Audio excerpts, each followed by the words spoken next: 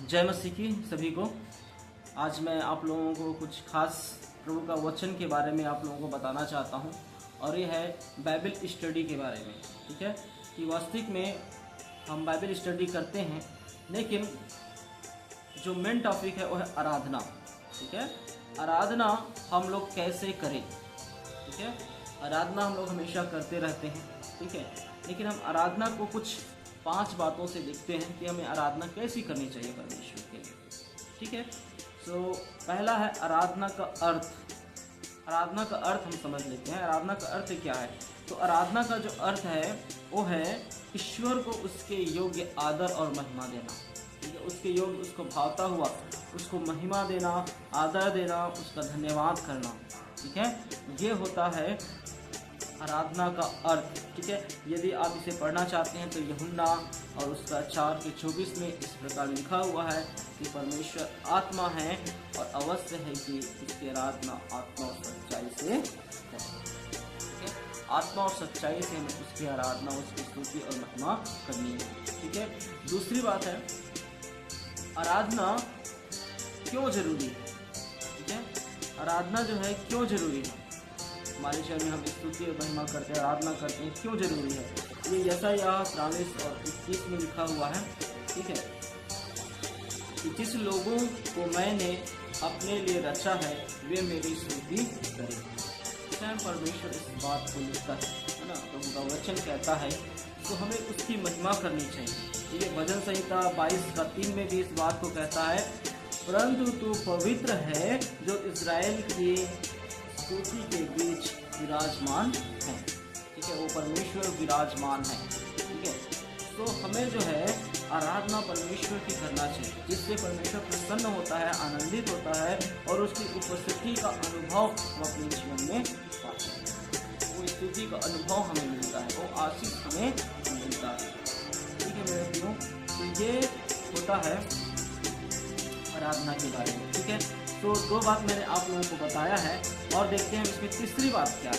ठीक है, तो इसमें हम देखते हैं आराधना के रूप। ठीक है, इसमें हम देखते हैं आराधना के रूप में क्या क्या होती है। ठीक है, तो पहला हम देखते हैं कि स्तुति होती है। ठीक है, और इसमें हम भजन गाते हैं, गीत गाते हैं, कीर्तन करते हैं। ठीक है, जैसे कुलुस्सियों 3:16 में लिखा हुआ है कि भजन और स्तुति गान और आत्मिक गीत गाना, परमेश्वर की महिमा करनी है, आत्मिक गीत गाना, उसकी भजन करना है, स्तुति गान करना है। ठीक है, और इसी में दूसरी बात है प्रार्थना और धन्यवाद। ठीक है, प्रार्थना और धन्यवाद के द्वारा भी हम परमेश्वर की आराधना करते हैं। प्रार्थना के द्वारा, है ना, हम परमेश्वर का धन्यवाद करते हैं। क्यों? उसका 4 और 6 में ये बात हमें मिलता है कि आराधना जो है, ठीक है, प्रार्थना से भी कुछ प्रार्थना से उसकी आराधना करते हैं। और इसमें हम तीसरी बात देखते हैं आज्ञाकारिता का जीवन। तो आज्ञाकारिता का जो जीवन होता है, आज्ञाकारी बंद करके हम परमेश्वर की आराधना करते हैं। आज्ञाकारिता बहुत जरूरी है।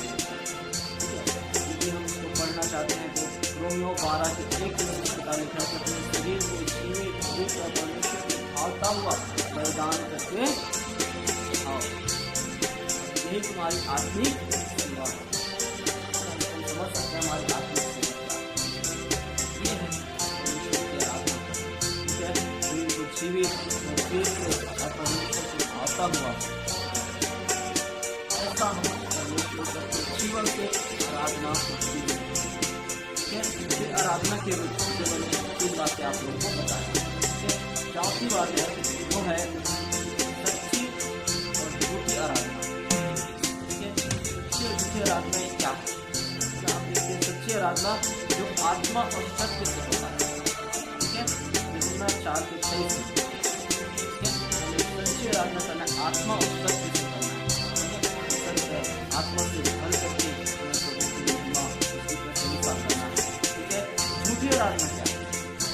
झूठी आराधना वो होता है जो केवल रीति रिवाज, जो केवल बाहरी दिखावे के लिए, ऐसा रीति रिवाजों को नहीं मानना है, हमें केवल बाहरी दिखावा नहीं करना है। इससे क्या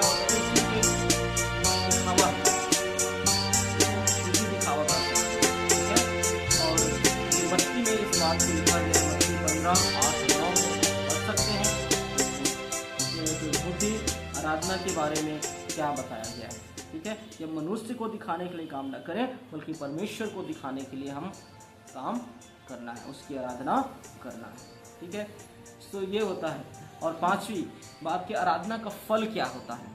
यदि हम सच्ची आराधना करते हैं तो उसका फल क्या मिलता है, वो है परमेश्वर की शांति और आनंद मिलता है।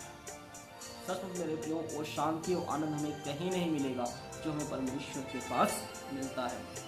दूसरी चीज़ है आत्मिक सामर्थ्य और ताजगी प्राप्त होती है। ठीक है, जो सामर्थ्य हमें परमेश्वर देता है वो हमें प्राप्त होता है, एक नई ताजगी महसूस होता है, एक नई आनंद महसूस होता है। ठीक है, और इससे हमारी गवाही भी मजबूत होती है। इसलिए मेरे प्रियो, हमें परमेश्वर की सच्ची आराधना करना है, एक अच्छे आराधक बनना है, आत्मा और सच्चाई से हमें उसकी आराधना करना है। हालेलुया। प्रभु इस वचन द्वारा हम सबको आशीष